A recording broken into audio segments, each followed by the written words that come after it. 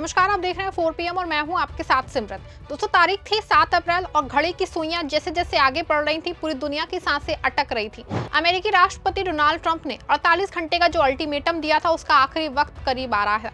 लेकिन ऐसा लग रहा था कि अब ईरान के आसमान से सिर्फ मिसाइलें बरसेंगी और दुनिया एक बहुत ही भयानक युद्ध की चपेट में आ जाएगी, क्योंकि ईरान ने भी मुंह तोड़ जवाब की भयंकर तैयारी कर रखी थी। वहीं दूसरी ओर पेंटागन के अधिकारी बटन पे उंगली रखे हुए थे, लेकिन फिर अचानक बाजी पलट गई। वो कयामत की रात जो तबाही लाने वाली थी, वो सीज फायर के ऐलान में बदल गई। जहां बम बरसने थे, वहां खुशियां मनाई जाने लगी। पूरी दुनिया के हर मुल्क ने आगे आके इस सीज फायर का खैर मकदम किया। लेकिन बड़ा सवाल है कि आखिर उन आखिरी घंटों में ऐसा क्या हुआ कि सुपर पावर अमेरिका को अपने कदम पीछे खींचने पड़े। वो कौन से 6 मुल्क थे जिन्होंने अपनी पूरी ताकत झोंक दी, और कैसे ईरान ने अपनी शर्तों पे दुनिया को झुकने पे मजबूर कर दिया। आज की इस विशेष रिपोर्ट में हम आपको व्हाइट हाउस से लेकर तेहरान के बंकरों तक की वो इनसाइड स्टोरी बताएंगे जो अब तक दुनिया से छिपाई गई थी। ये दास्तां है ईरान के सब्र और कूटनीति की जीत की। दोस्तों, 40 दिन से चल रहे इस महायुद्ध को रोकना नामुमकिन सा लग रहा था।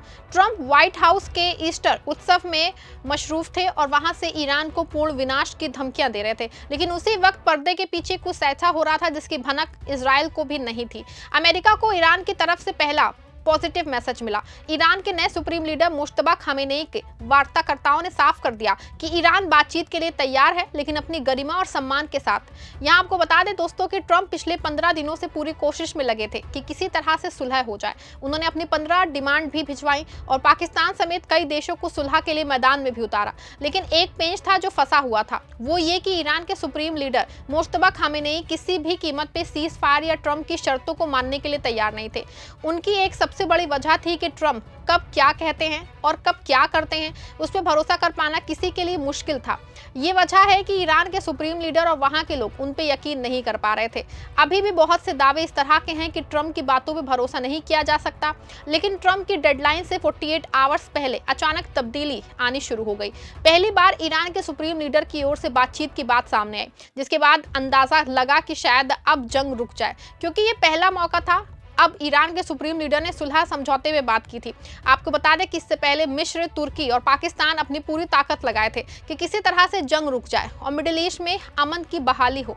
6 मुस्लिम मुल्क लगातार ये कोशिश कर रहे थे कि आखिरी समय पे ही सही, लेकिन किसी तरह से ईरान और अमेरिका में समझौता हो जाए। दोस्तों, आज सत्ता की आंखों में आंखें डाल के पत्रकारिता करना मुश्किल हो गया है। हमारे 4 PM नेशनल यूट्यूब और फेसबुक चैनल को, जिसे आपका प्यार और विश्वास हमेशा से मिलता रहा है, उसे बंद करके सरकार ने ये साबित कर दिया है कि वो आपके सवालों से कितना डरती है। मुश्किल दौर है, लेकिन हम ना रुके थे और ना ही रुकेंगे। हम सच के लिए हमेशा लड़ते रहेंगे। ऐसे में 4 PM यूपी को ज्यादा से ज्यादा ज्वाइन करें और स्वतंत्र पत्रकारिता को जिंदा रखने के लिए जितना हो सके उतना हमारा आर्थिक सहयोग करें। आपके सहयोग से ये जंग हम जीत के रहेंगे।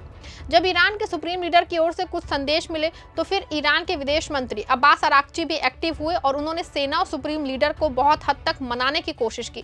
हालांकि इस दरमियान आनंद फानन में पाकिस्तानी, अमेरिकी दूतों और ईरानी विदेश मंत्री अब्बास अराक्ची के बीच नए ड्राफ्ट तैयार हुए। रिपोर्ट्स के मुताबिक मिस्र और तुर्की के विदेश मंत्री भी इस गैप को पाटने की जद्दोजहद में लगे थे।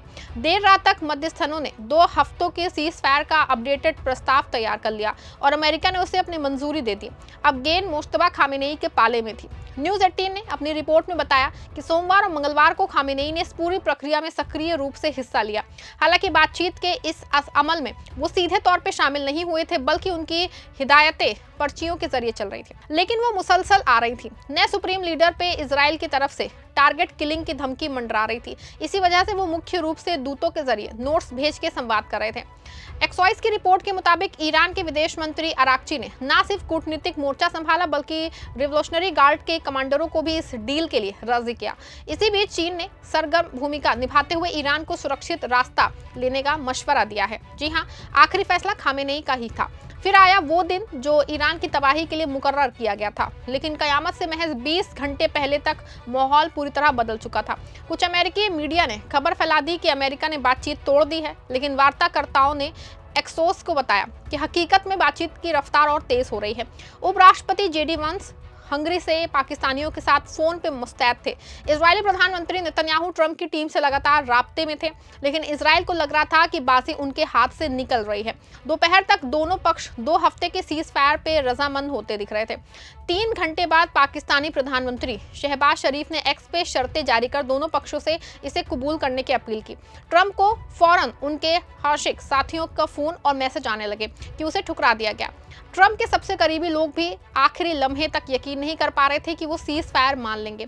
आखिरकार ट्रंप ने नेतन्याहू से फोन पे बात की और सीज फायर पे अमल करने की गारंटी ली। आखिर में phone Pakistani field marshal Asim Munir को गया और डील फाइनल हो गई। ट्रंप के पोस्ट के 15 मिनट बाद अमेरिकी फौज को स्टैंड डाउन का हुक्म मिल गया। न्यूज 18 की रिपोर्ट के मुताबिक ईरानी विदेश मंत्री अराक्ची ने ऐलान किया कि ईरान सीज फायर का एहतराम करेगा और होर्मुज को उस जहाजों के लिए खोल देगा जो ईरानी मुसलसल फौजों के साथ मिलकर काम करेंगे। अब ये देखना बाकी है कि ईरान जहाजों की आवाजाही को कितना आसान करता है और नेतन्याहू सीज फायर का कितनी सख्ती से पालन करेंगे। एक्सोस ने अपनी एक रिपोर्ट में बताया है कि अमेरिका ने अमन वार्ता में ईरान से परमाणु सामग्री छोड़ने, संवर्धन रोकने और बैलिस्टिक मिसाइलों के खतरे को खत्म करने की गारंटी मांगी है। उपराष्ट्रपति वांस शुक्रवार को पाकिस्तान में होने वाली बातचीत की क़यादत करेंगे। ये उनके सियासी करियर की सबसे बड़ी जिम्मेदारी है, क्योंकि अमेरिका और ईरान के बीच में अभी भी बड़े मतभेद कायम है। ईरान मुसलसल अपनी जीत का जश्न मना रहा है, जो अमेरिका के लिए एक बड़ी चुनौती है। आपको बता दें कि सीज फायर की कहानी आखिरी घंटों में इस तरह पलट गई कि ईरान और 10 शर्तें बहुत हद तक वो मान भी ली गई हैं। ईरान अब अपनी जीत का जश्न मना रहा है। तेहरान की सड़कों पे लंबैक या फिर खामेनेई के नारे गूंज रहे हैं। दावा किया जा रहा है कि ये इजराइल के लिए एक बहुत बड़ा झटका है। वो चाहते थे कि अमेरिका ईरान की परमाणु सामग्री और मिसाइल प्रोग्राम को खत्म कर दें, लेकिन अभी सिर्फ 2 हफ्ते का वक्त मिला है। असली परीक्षा शुक्रवार को पाकिस्तान में होने वाली वार्ता में होगी, जिसका नेतृत्व जेडी वांस करेंगे। दोस्तों, ये पिछले 48 घंटे का सबसे बड़ा डिप्लोमेटिक थ्रिलर था। एक तरफ पूरी सभ्यता को मिटाने की धमकी थी और दूसरी तरफ आखिरी मिनट में ईरान की कूटनीति का मोजिज। ईरान ने साबित कर दिया है कि वो ना तो धमकियों से डरने वाला है और ना ही सरेंडर करता है। ट्रंप का पीछे हटना दरअसल ईरान के अडिग हौसले की जीत है। लेकिन क्या इजराइल इस शांति को टिकने देगा? क्या जेडी वांस पाकिस्तान में होने वाली बातचीत में कोई नया रास्ता निकाल पाएंगे? आप इस पे क्या सोचते हैं? अपनी राय दीजिए। क्या आपको लगता है कि ईरान ने अमेरिका को कूटनीति के मैदान में हरा दिया है? अपनी राय कमेंट में दीजिएगा। वीडियो को लाइक और शेयर करिएगा।